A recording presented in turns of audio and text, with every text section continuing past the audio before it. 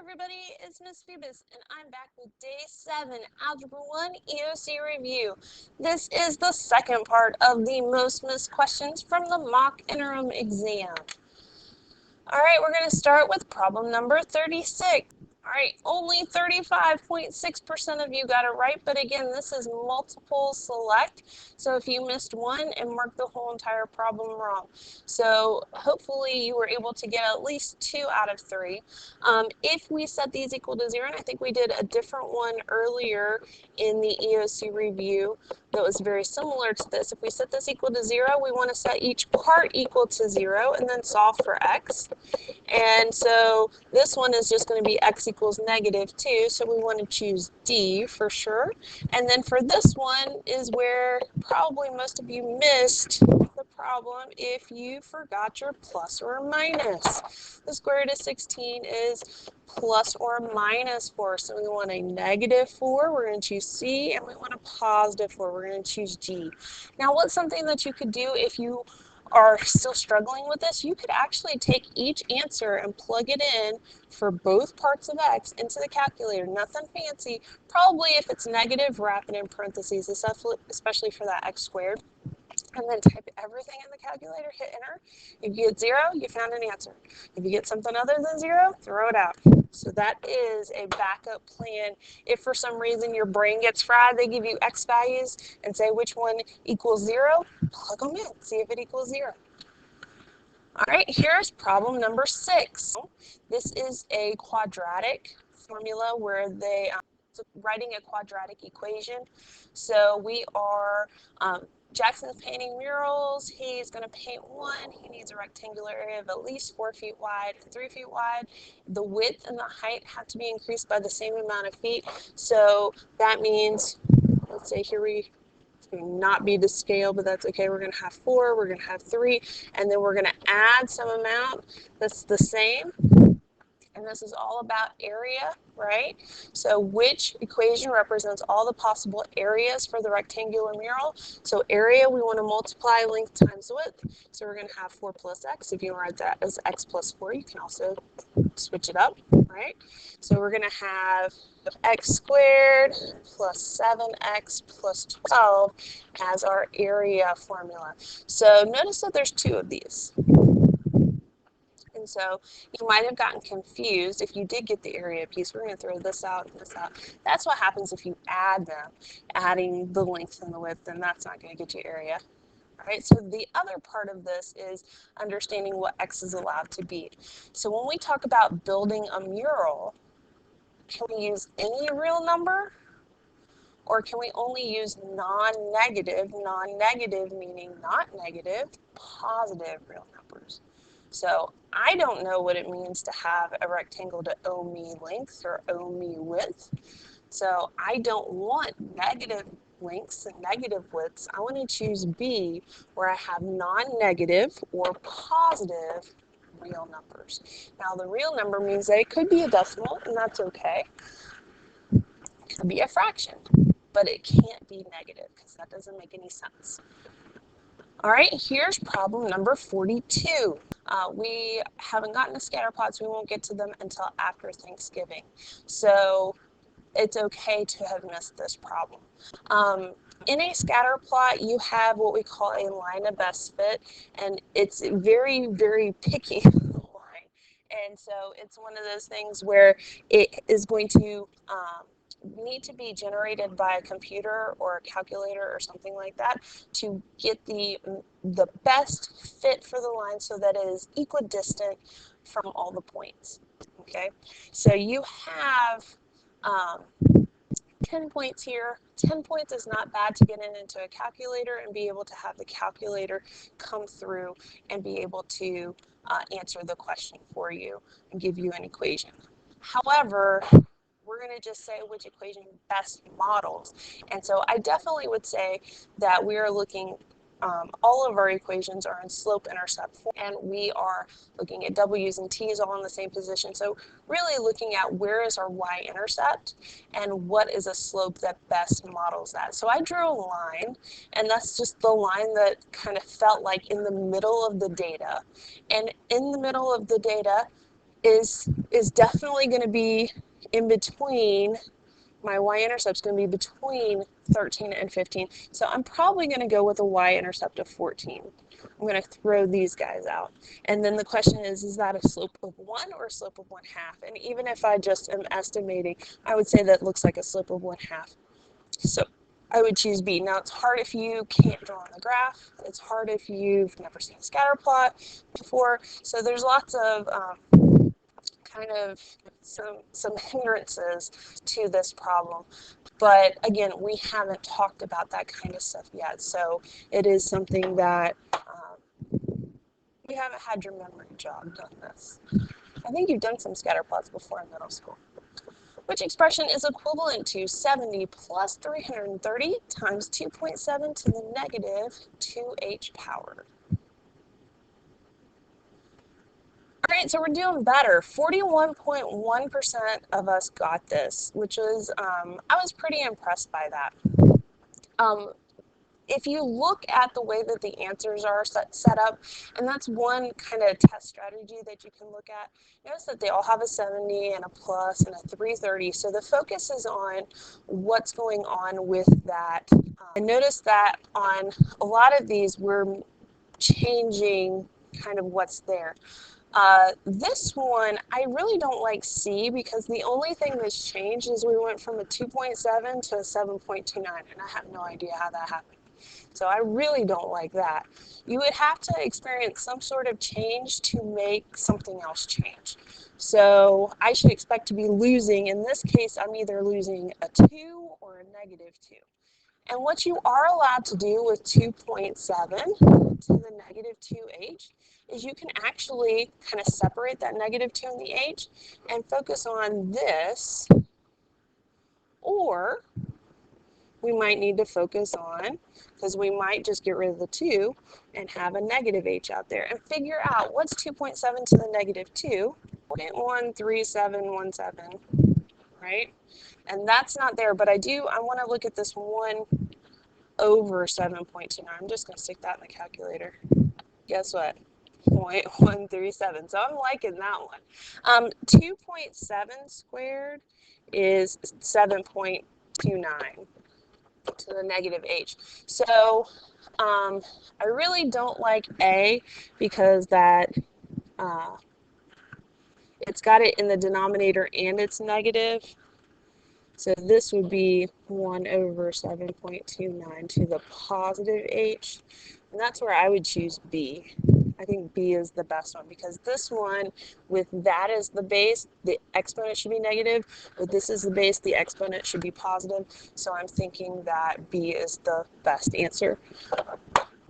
Now, one of the other things that you can do, you could actually stick this into y equals. You'd have to use x instead of h. But you could also stick this into y equals and then see if you graph them, does it match? Does it line up? Okay, so that is something that you could do. All right, problem number 39. All right, we don't talk about, and it's not we don't talk about, I haven't talked about, and that's my fault. I haven't talked about when is a function positive. So this is, a function is positive when it's above the x-axis.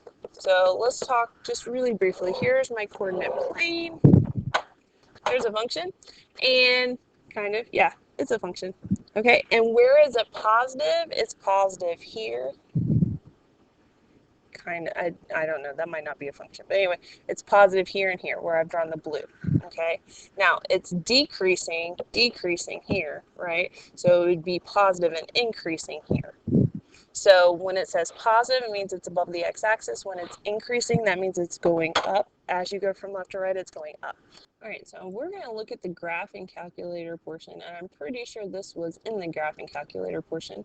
And we're going to type in that function. We're going to have negative x squared minus 2x plus 8.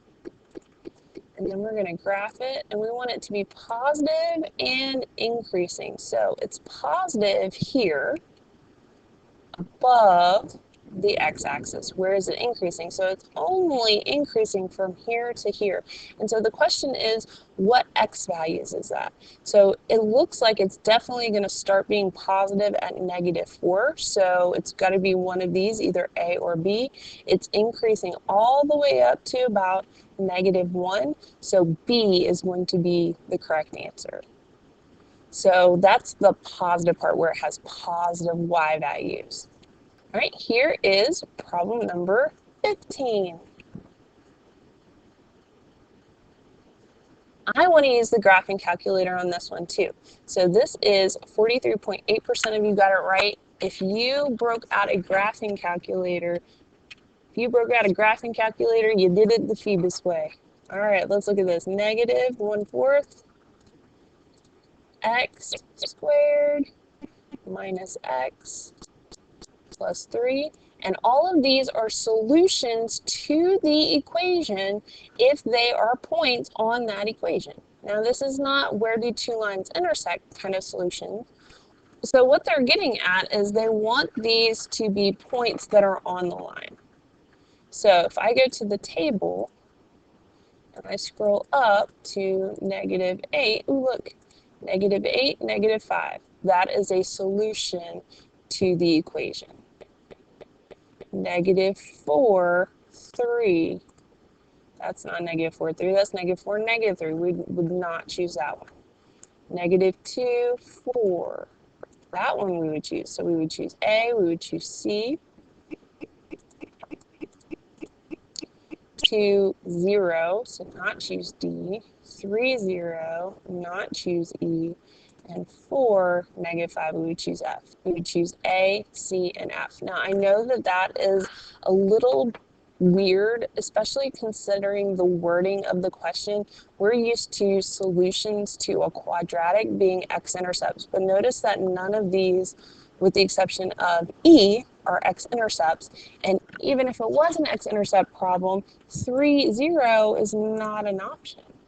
So unless they had something like none of these work, then maybe I would choose that. But there has to be a different maybe way that they're trying to get you to figure out the answer to this problem. I don't really like the solutions to the equation. But basically what they want are they want all the points that are on that line, on that curve, in that equation that are true. So it might be maybe a better wording of the problem would have been select all the ordered pairs that are true for this equation. That might be how I would word it. Something where you plug in the point and you get, plug in -8. Do you get -5? Yes, then it's on that line. So it's very similar to what we talked about in the linear inequalities, like checking to see if a point was in a solution kind of idea. Here's problem number 28. All right, so we have two tables here with savings plans, and what we are doing is we're comparing them. So when we start with plan 1, Tamika is starting with $500 and she's adding $500 every month. That makes this an arithmetic sequence, right? It's linear. She starts with $500, she adds $500 every month. That's an arithmetic sequence. In plan 2, Tamika starts with $500 and adds 50% more every 2 months. So that is definitely, she's adding 50% every 2 months. That feels very exponential because look at how much she's adding. Do you see how it's not the same amount? It's growing. So I would say this is an exponential, and it would be modeled by it's a geometric sequence, and it would be exponential. And we could figure out how it was growing. So let's see. So plan 1 shows linear growth, plan 2 shows quadratic growth. I would go with no. But plan 1 shows linear, plan 2 shows exponential, yes. And it's because it's growing by that percentage, that 50% every 2 months. For 6 months, for the first 6 months, Plan 1 provides more money than Plan 2. So for 6 months, we're looking here. With a total savings of $2,000 for 6 months here, total savings of $1,688. I'd say that's true. Plan 1, you have more money than Plan 2. Because the average rate of change for Plan 1 is constant, Plan 1 will eventually provide more money than Plan 2. Or the average rate of change for Plan 2 always increases, so Plan 2 will eventually provide more money than Plan 1. We are actually at the end of this unit not going to be able to talk about a couple of things. One of them is comparing functions. So like they ask you for a vertex of one function in a graph versus a different function in an equation or a table or something like that. You've got to be able to pull that information and then make a comparison. One of the other things that we're not going to be able to do is compare linear and quadratic and exponential functions. But I will go ahead and tell you, it doesn't matter what function you're looking at, linear, quadratic, cubic, quartic, to the 5th power, to the 6th power, they are all going to be smaller than, eventually, any kind of exponential function. There will be some point that exponential function takes off and grows so much faster. It may take a little while, but there will be a point. So linear it's strong right now at month 6, but look at month 12. Is that bigger than that? Absolutely not. So exponential will eventually take over and surpass every other function. Linear, quadratic, cubic, doesn't matter. Okay, because its growth is always growing. It's just how it is. It's just going to get bigger and bigger and bigger, and it balloons and goes crazy. And you want your money doing that. So your average rate of change for Plan 2 is always increasing. Your growth is growing. So Plan 2 will eventually always provide more money than Plan 1. So that's it for the mock interim problems. If you want to go back and look over and you have other questions, you are more than welcome to email them to me, or we can meet in a Google Meet and we can talk about them. But I did want to share with everybody because probably at least a few questions you may have missed, and now you know what's going on with them. Again, some things are happening in the future, so we'll talk about them again when we get there. All right, guys, have a wonderful day. Get ready for your test tomorrow. I'll see you guys later. Bye.